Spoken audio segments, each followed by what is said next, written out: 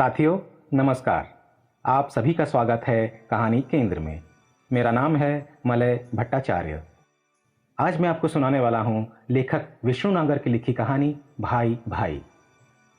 कहानी शुरू करने से पहले आप सभी से ये निवेदन है कि जिन्होंने अभी तक चैनल को सब्सक्राइब नहीं किया है वे कहानी केंद्र को सब्सक्राइब करके उसका एक बेशकीमती हिस्सा बन जाइए। इससे मेरी भी हौसला अफजाई होती है। तो शुरू करते हैं आज की कहानी।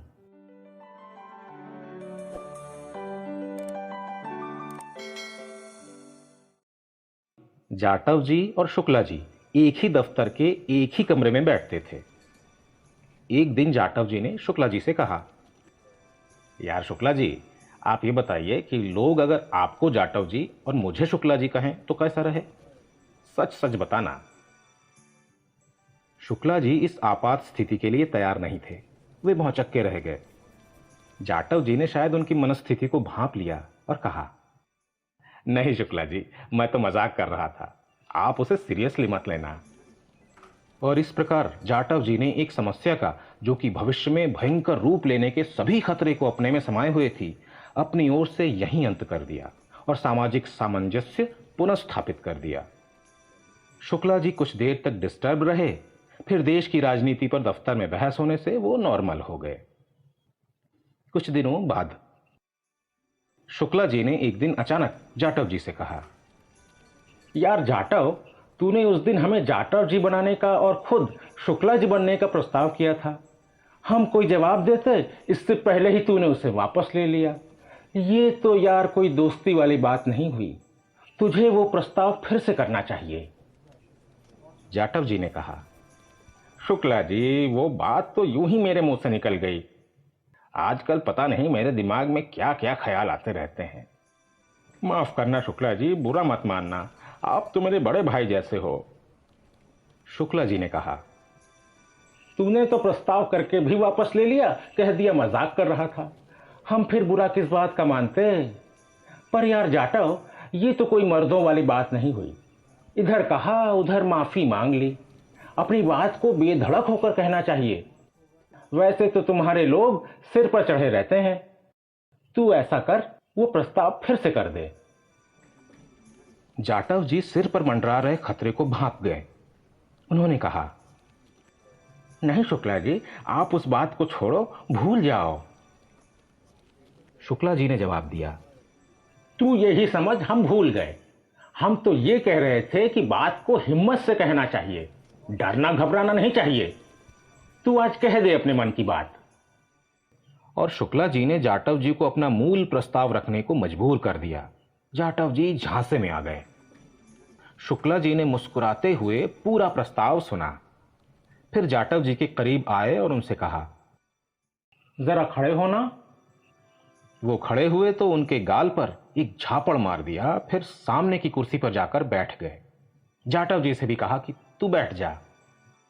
फिर शुक्ला जी मुस्कुराने लगे और कहा, यार जाटव, हमारे झापड़ का बुरा मत मानना। जिस दिन से तूने प्रस्ताव करके वापस लिया था, मेरे दिल में उसी दिन से आग लगी हुई थी। साली बुझती ही नहीं थी, अब एकदम से बुझ गई है। अब से फिर हम भाई भाई मिलकर हम संघर्ष करेंगे, वेतन वृद्धि लेकर रहेंगे। कुछ समय बाद की बात है। जाटव जी ने शुक्ला जी से कहा, भैया शुक्ला जी, आपने हमें यूं ही उस दिन झन्नाटेदार झापड़ मार दिया था।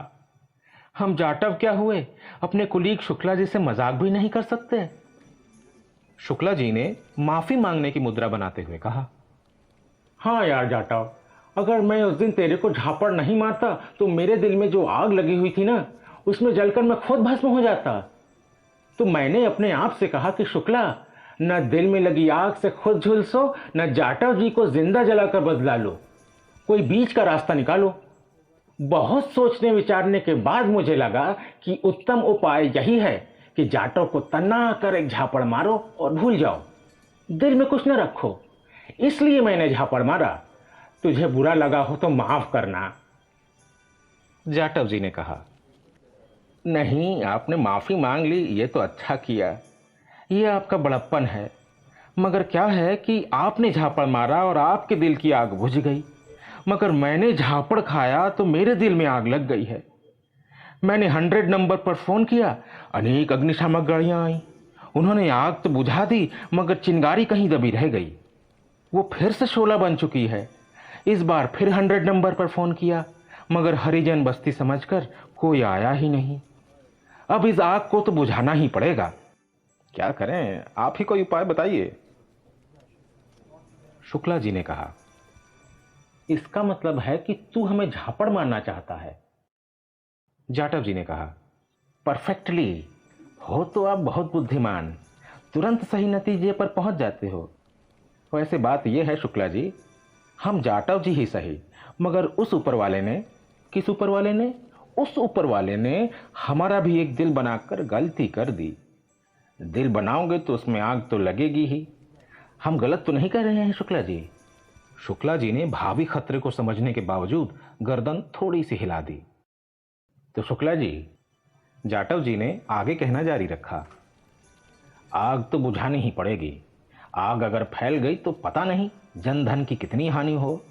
अतः आप केवल एक, सिर्फ एक, अंग्रेजी में जिसे कहते हैं ओनली वन, झापड़ खा लो। हमारा भी दिल बिल्कुल आपकी तरह शांत हो जाएगा। फिर से हम तुम भाई भाई, मिलकर हम संघर्ष करेंगे, वेतन वृद्धि लेकर रहेंगे। शुक्ला जी ने इस बीच अपना जवाब सोच लिया था और ऊपर से भरसक शांत भाव से उन्होंने जवाब दिया, यार ऐसा है जाटव, सही है कि दिल तेरा भी है। दिल है तो उसमें आग तो लगेगी ही। पर तू जरा ठंडे दिमाग से सोच कर देख ले कि जब शुक्ला जाटव का झापड़ खाएगा तो शुक्ला के दिल में न जाने कितनी कितनी ज्वालाएं भड़क उठेंगी। जब हम जलेंगे सनम तो तुमको भी जला बैठेंगे। इसलिए बेहतर यही है कि जाटव, तू बदले की भावना से काम मत कर, विवेक से काम ले। वैसे भी तुम लोग सदियों से हमारे झापड़ क्या, लात घूसे खाने के अभ्यस्त हो। एक झापड़ का हमारा योगदान भी स्वीकार कर लो। जाटव जी ने भी उसी शांत भाव से कहा, अब शुक्ला जी, हमने तो ज्यादा हिस्ट्री पढ़ी नहीं, हमें तो मालूम नहीं कि हमारे बाप दादे तुम लोगों के लात घूसे खाते थे या नहीं। लेकिन हमारे दिल की आग तो अब तभी बुझेगी जब हम आपको एक प्यारा प्यारा सा गरम गरम बढ़िया सा झन्नाटेदार झापड़ मार लेंगे।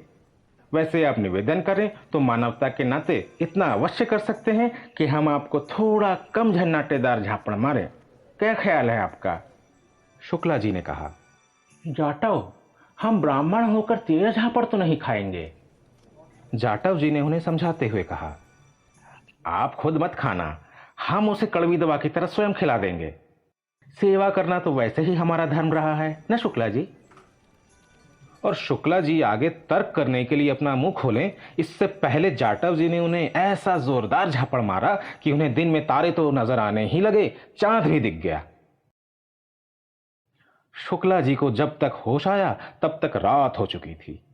आकाश में तारे निकल चुके थे, चांद खिल चुका था, लेकिन शुक्ला जी अगले 4 दिनों तक दफ्तर नहीं जा पाए।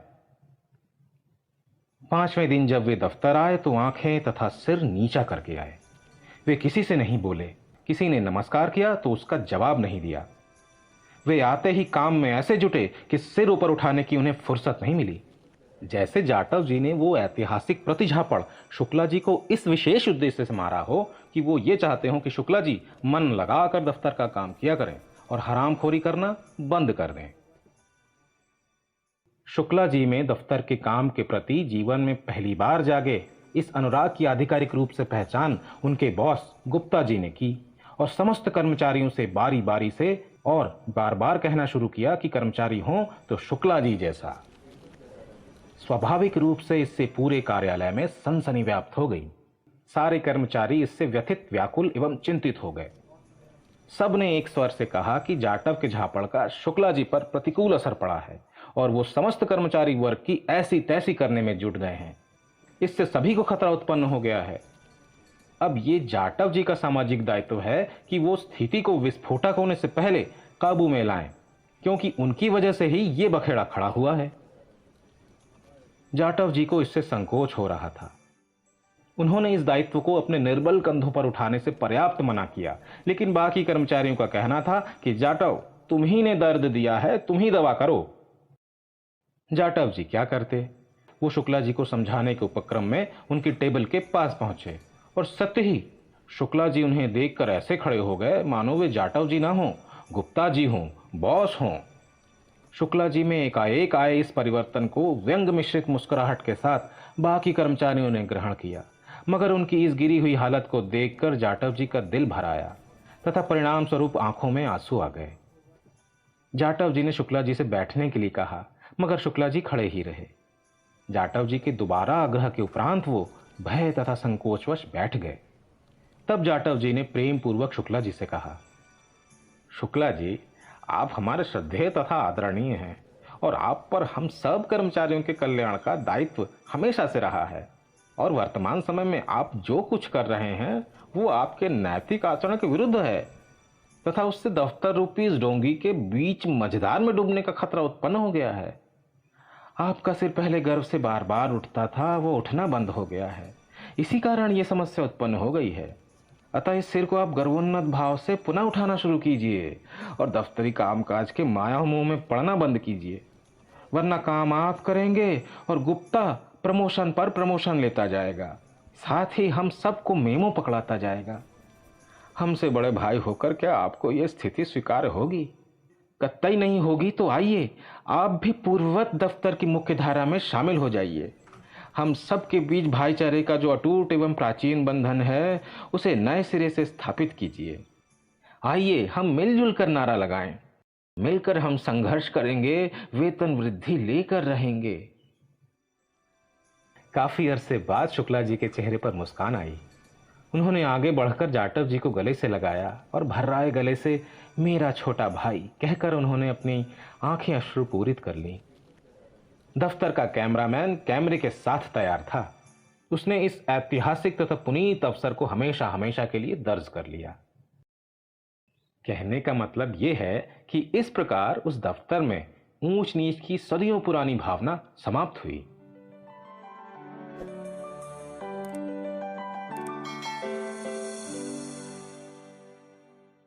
तो साथियों, अभी आप सुन रहे थे लेखक विष्णु नागर की लिखी कहानी भाई भाई।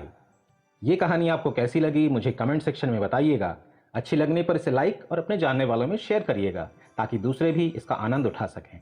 नई कहानियों को समय पर सुनने के लिए बेल आइकन को प्रेस करके ऑल पर सेट कर दीजिए, जिससे आने वाले दिनों में अपलोड होने वाली कहानियां आपको समय पर सुनने को मिले।